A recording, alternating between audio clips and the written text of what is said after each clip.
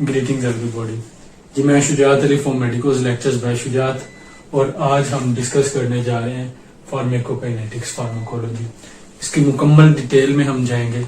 इसके चार जो स्टेप्स हैं एब्जॉर्प्शन, डिस्ट्रीब्यूशन, मेटाबॉलिज्म और एलिमिनेशन, उनकी डिटेल भी इंशाल्लाह इसमें डिस्कस करेंगे। So let's first of all talk that what actually pharmacokinetics is. So pharmacokinetic जैसा कि इसका नाम शो कर रहा है, फार्माको एंड काइनेटिक्स। कोई भी ड्रग हमने ली, लेट्स से कि हमने एक ओरल रूट से एक ड्रग ली, वो हमारे जिस्म में जाएगी, एब्जॉर्ब होएगी, डिस्ट्रीब्यूट होएगी, मेटाबोलाइज होएगी। सो उसका कुछ हिस्सा जो कि मेटाबोलाइज नहीं होएगा वो हमारे जिस्म में मौजूद रहेगा। तो जिस्म उसके क्या रिएक्शन शो करेगा, उस स्टडी को हम फार्माकोकाइनेटिक्स कहेंगे। What body do to drug, जो कि हमारे जिस्म में ही मौजूद थी, उससे हमारा बॉडी क्या रिस्पॉन्स शो करेगी, उसको फार्माकोकाइनेटिक्स कहेंगे। चार इसके मेजर स्टेप्स हैं जिसको हम एडमी से याद करते हैं। पहला है जी एब्जॉर्प्शन ऑफ ड्रग, दूसरा है जी डिस्ट्रीब्यूशन,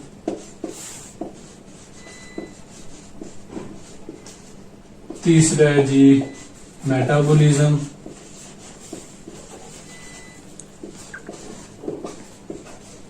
चौथा हमारे पास है जी एलिमिनेशन।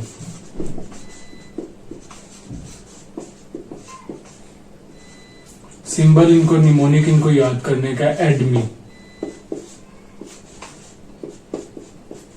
तो अब जी हम इनको इरेज करते हैं और वन बाय वन जो है इनकी डिटेल आपके साथ डिस्कस करते हैं।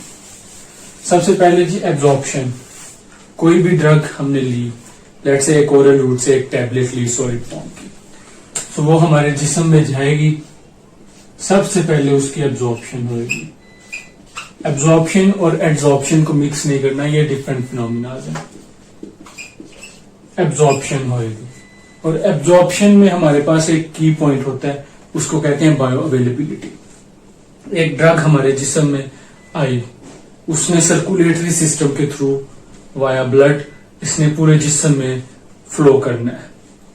सो जो उस ड्रग का एक्टिव फॉर्म, जो कि एक पर्टिकुलर टारगेट जिस मकसद के लिए हमने ड्रग ली है उस तक पहुंचेगा, उसको हम कहेंगे कि ये बायो अवेलेबिलिटी है।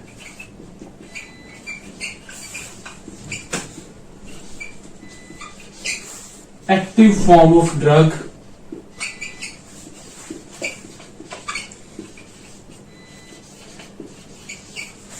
that reaches the target, that reaches to the particular target or desired target. इस एब्जॉर्प्शन में कुछ फैक्टर्स हैं जो असरअंदाज होते हैं। पहला है जी ब्लड फ्लो।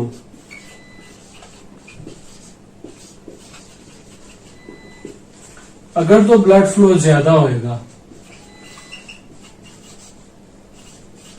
तो एब्जॉर्प्शन को ज्यादा मौका मिलेगा ड्रग को बॉडी में जाने का और एब्जॉर्ब होने का। तो एब्जॉर्प्शन भी इंक्रीज करेगी। दूसरा फैक्टर हमारे पास है कंसंट्रेशन। कंसंट्रेशन ग्रेडियंट हमने फिक्स लॉ में पढ़ा, वो डायरेक्टली प्रोपोर्शनल होता है रेट के। सो इफ ये कंसंट्रेशन ड्रग ज्यादा होएगी, चांसेस हैं कि ये एब्जॉर्ब ज्यादा हो।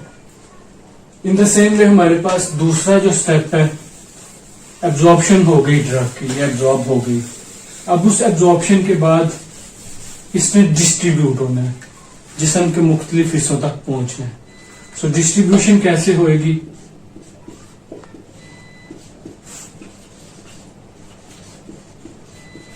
और इस पे कौन से फैक्टर असरअंदाज होंगे। उन फैक्टर्स में से पहला जो फैक्टर है हमारे पास वो है ऑर्गन साइज।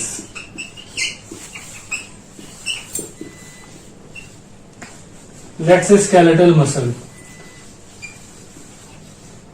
जितना बड़ा ऑर्गन साइज है डिस्ट्रीब्यूशन उतनी इजी होगी।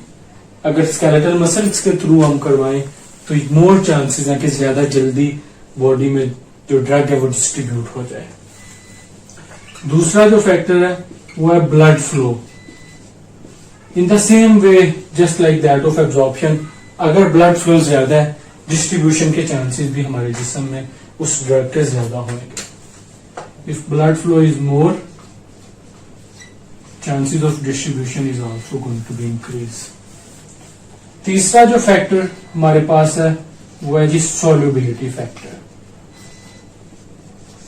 पिछले हमने लेक्चर में पढ़ा था मूवमेंट ऑफ ड्रग, जिसमें परमिएशन पढ़ी, जिसमें हमने एक्वस डिफ्यूजन पढ़ी। सो कुछ ड्रग्स हमारे पास होती हैं लिपिड सोल्यूबल, कुछ होती हैं वाटर सोल्यूबल। सो जो तो लिपिड सोल्यूबल होती हैं वो तो हमारी मेम्ब्रेन को मोर इजीली पास कर जाती हैं as compared to the water soluble drugs. They can pass membrane more easily.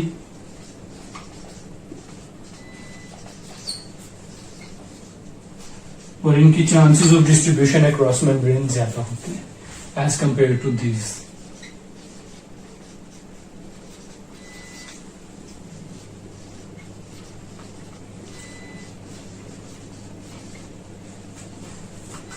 तीसरा जो स्टेप है हमारे पास वो है जनाब द स्टेप ऑफ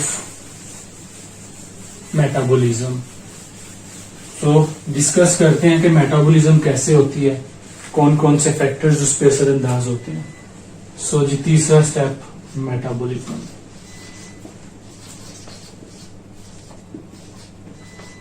अब जी एक ड्रग है एब्जॉर्ब भी हो गई है, डिस्ट्रीब्यूट भी हो गई है, अब उसने जिस्म में मेटाबोलाइज्ड होना है, ब्रेक होना है। सो उस मेटाबोलाइजेशन में की फिनोमिना होता है फर्स्ट पास इफेक्ट। इस फर्स्ट पास इफेक्ट के मुताबिक कंसंट्रेशन ड्रग की डिक्रीज होगी उससे पहले कि वो सिस्टेमिक सर्कुलेशन में जाए। सो जो decrease in concentration of drug before entering in systemic circulation, उससे जो इफेक्ट होएगा उसको हम कहते हैं first pass effect. Decrease in concentration of drug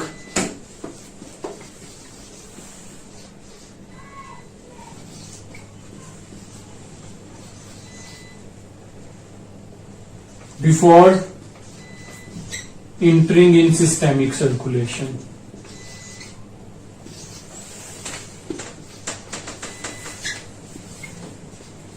कुछ हमारे पास प्रो ड्रग्स होती हैं जिनमें हमारे पास एक लीवोडोप है, एक मिक्सिडिल है। ये एक्टिवली मेटाबोलाइज्ड होती हैं इन आवर बॉडी और एक्टिवली ट्रेवल भी करती हैं। इनको हम कहते हैं कि ये प्रो ड्रग्स हैं। अब जी चौथा और लास्ट स्टेप फार्माकोकाइनेटिक्स में हमारे पास आता है एलिमिनेशन। सो ये कैसे होती है जी, मुख्तलिफ ड्रग्स के मुख्तलिफ प्राइम रूट्स ऑफ एलिमिनेशन होते हैं जिनके थ्रू ये बॉडी से एक्सक्रीट होती हैं, निकल जाती हैं। कुछ होती हैं उनका यूरिन होता है प्राइम रूट ऑफ एलिमिनेशन और यूरिन एक्सक्रीट हो जाती हैं। कुछ होती हैं वो सलाइवा के थ्रू हमारे जिस्म में से एक्सक्रीट हो जाती हैं और कुछ वाया रीनल रूट जो है ना, किडनीज, वो एक्सक्रीट हो जाती हैं।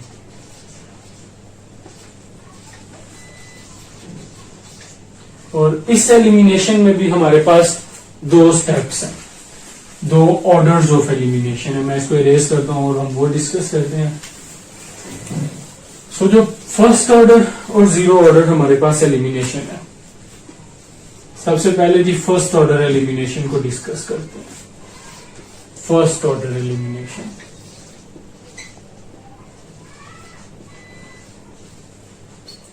इसके मुताबिक जो rate of elimination of drug है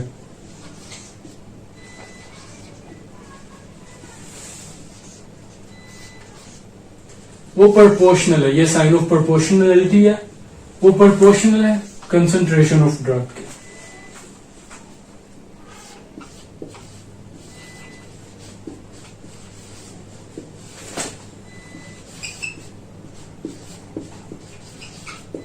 अगर एलिमिनेशन रेट ये ज्यादा है, ये साइन है इंक्रीमेंट का, तो जो अमाउंट ऑफ प्लाज्मा है हमारे ब्लड में वो डिक्रीज कर जाएगी।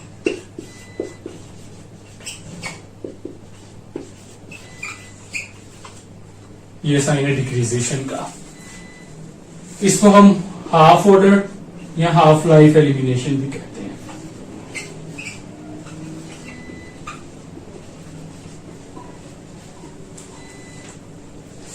दूसरा जो हमारे पास फिनोमिना है वो है जी zero order elimination.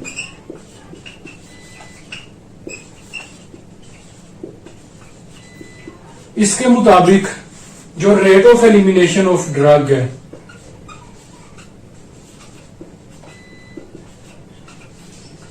it does not depend on concentration, is independent of concentration। और इस तरह जो है ना ड्रग्स वो हमारे जिस्म से एक्सक्रीट हो जाती हैं इन फिनोमिनास के थ्रू। सो ये बेसिक हमारा लेक्चर था, इसके 4 स्टेप्स थे अबाउट फार्माकोकाइनेटिक्स। उम्मीद है कि आप लोगों को ये पसंद आया होगा। So don't forget subscribe medical lectures. Thank you so much.